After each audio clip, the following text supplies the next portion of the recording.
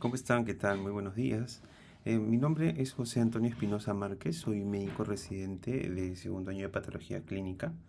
En esta oportunidad voy a presentar el proyecto denominado Implementación de una estrategia de telesalud para la orientación de pacientes y fortalecimiento de la fase preanalítica en el servicio de patología. Esta propuesta básicamente busca utilizar herramientas digitales simples y accesibles para poder disminuir los errores preanalíticos y de esta manera también mejorar la calidad de las muestras y fortalecer la seguridad del paciente. Cuando nosotros pensamos en calidad de laboratorio, a veces solemos pensar en equipos, reactivos o controles de calidad, pero a veces dejamos de lado que la evidencia demuestra que la mayor parte de los errores suelen ocurrir antes de que la muestra llegue al analizador. Por ejemplo, si un paciente no cumple el ayuno o un paciente se le manda un examen de orina y recolecta de manera inadecuada, o por otro lado el transporte es incorrecto, el resultado se va a ver afectado aunque el analizador funcione perfectamente. O sea, y, y es más, por eso se suele decir que la calidad del laboratorio empieza antes del analizador inclusive. Y como ven acá, hay un embudo de fugas preanalítico, en donde pues identificamos que el principal problema radica entre el 40 a 50% en los errores preanalíticos. Eh, y estos errores, pues, como ya mencioné, incluyen el ayuno inadecuado, una recolección incorrecta de orina, errores de muestras de heces o esputo, ¿no? En mal recolectado, ¿no? Y el transporte también, que ya hablé anteriormente. Entonces, actualmente hay ciertos indicadores, mm, eh, o sea que la orientación a veces suele depender de indicadores verbales, muchas veces rápidas, a veces rápidas y variables entre trabajadores, ¿no? Y este modelo digital propone reemplazar ese sistema por un proceso estandarizado en donde cada paciente va a recibir instrucciones específicas según el examen solicitado mediante mensajes, videos o teleorientación. Es ahí donde va el objetivo de este proyecto. ¿No? Y como ven en la tabla, nosotros tenemos, por ejemplo, cómo es que un estado, el estado actual básicamente versus el modelo digital propuesto, ¿no? Cómo es que se diferencian, ¿no? O sea, a veces, cuando se toma una muestra, o antes de tomarlas, le decimos al paciente verbalmente las indicaciones, pero no tenemos en cuenta que a veces la mente es frágil y el paciente no va a recordarlo, ¿no? Se le va a olvidar, más aún si es adulto mayor, ¿no? En cuestiones, por ejemplo, de la tasa de errores va a aumentar, ¿no? E inclusive va a incidir en que una muestra inadecuada se procese, va a haber también ahí un aumento en los costos, ¿no? Sin embargo, el modelo actual lo que propone es que las muestras, o que antes de recibir las muestras, o antes que el paciente mismo haga la autocolecta de una muestra, tenga en cuenta algunos detalles antes de hacerlo o cómo hacerlo en ese sentido, ¿no? Y de esta manera, pues tener mapeado correctamente este paciente con respecto a su muestra y al mismo tiempo el uso de las medidas digitales para que el paciente también tenga la orientación adecuada, ¿no? El proyecto entonces, ya muy aparte de esto, se sustenta o está alineado con la normativa vigente, ¿no? Primero el marco de la telesalud, ¿no? Ese mandato que básicamente se incorporó durante, posterior al COVID y durante, inclusive, ¿no? Con respecto a la atención mediante telesalud. Un claro ejemplo de esto es el Senate, ¿no? Que a nivel nacional es uno de los centros de telesalud más grandes del país. De ahí tenemos también la ley 29733, que es la protección de datos. Obviamente, si el proyecto busca de alguna manera incorporar a los pacientes mediante un flujo de información a sus dispositivos móviles, por ejemplo, ¿no? Como por ejemplo videos informativos o lo que fuere, vamos a tener que tener acceso a la información. Entonces tenemos que también estar de la mano con la aplicación de esta ley, ¿no? La protección de datos personales.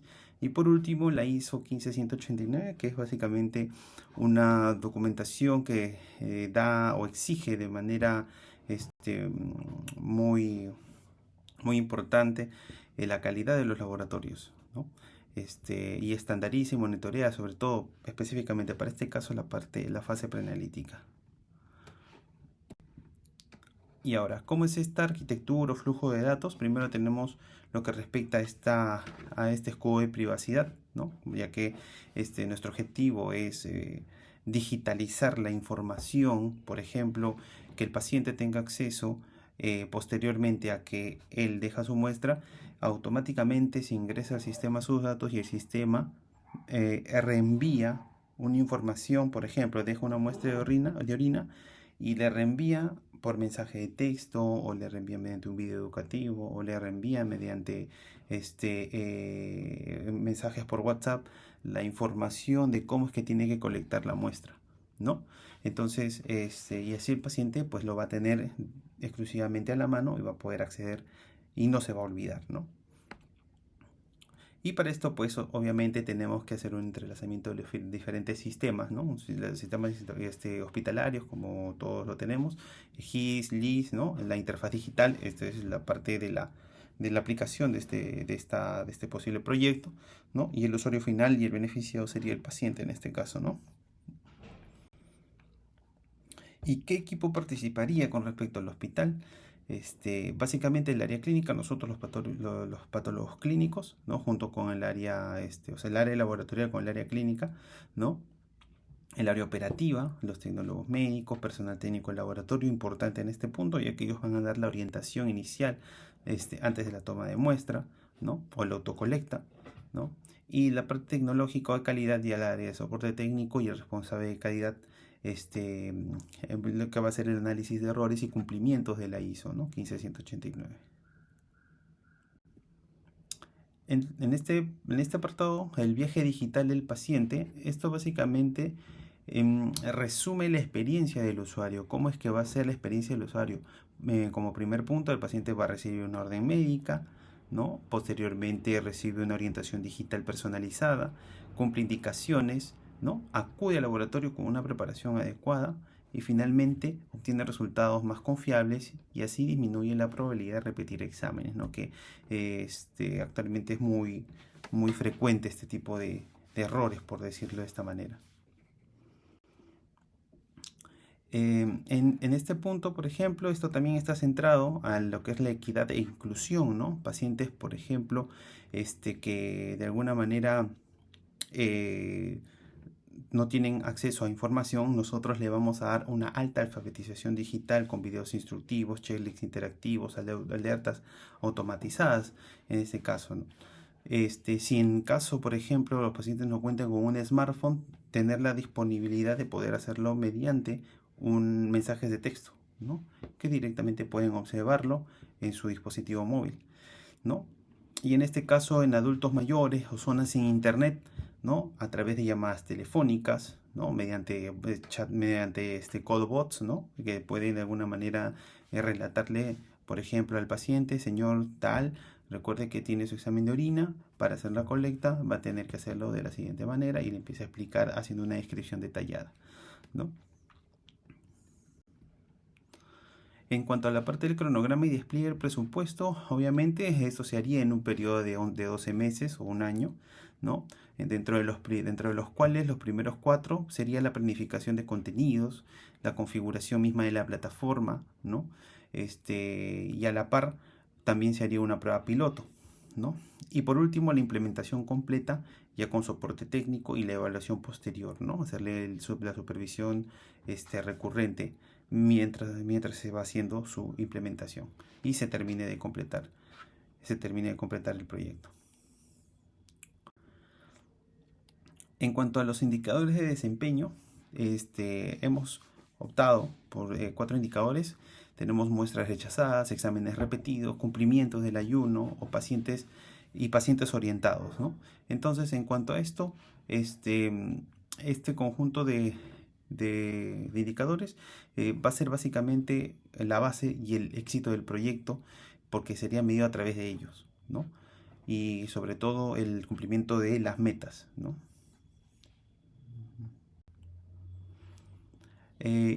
Por ejemplo, algo que también se plantea y se planifica usar es el ciclo PDSA, ¿no? El ecosistema de mejora continua, planear, hacer, estudiar y actuar, ¿no?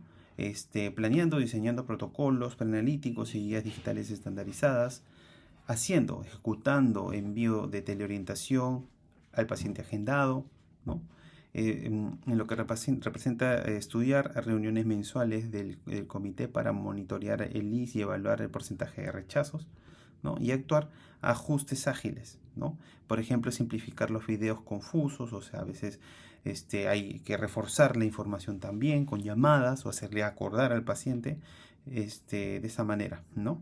Y los reportes semestrales. Ese sería el ecosistema de mejora continua. Y en resumen, la propuesta utiliza la parte de la telesalud para fortalecer una de las etapas que vienen a ser sobre todo más vulnerables del laboratorio, ya que anteriormente no se ha planteado tanto de esta manera, o al menos de mi parte yo no lo he observado, ¿no? Entonces, lo que se busca acá es mejorar la orientación del paciente, reducir los errores que sí pueden evitar y fortalecer la calidad de los resultados. ¿Y qué impacto tendría? Tendría un impacto primero del cumplimiento normativo y la trazabilidad.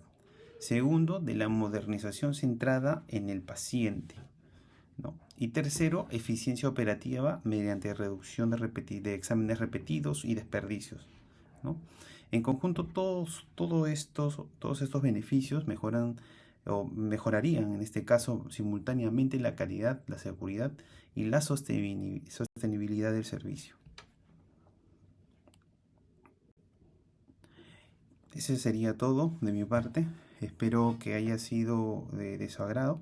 Tener en cuenta que también la innovación no radica en crear una nueva tecnología, sino en aplicar estratégicamente las herramientas de telesalud para intervenir la fase donde ocurren la mayoría de errores del laboratorio clínico.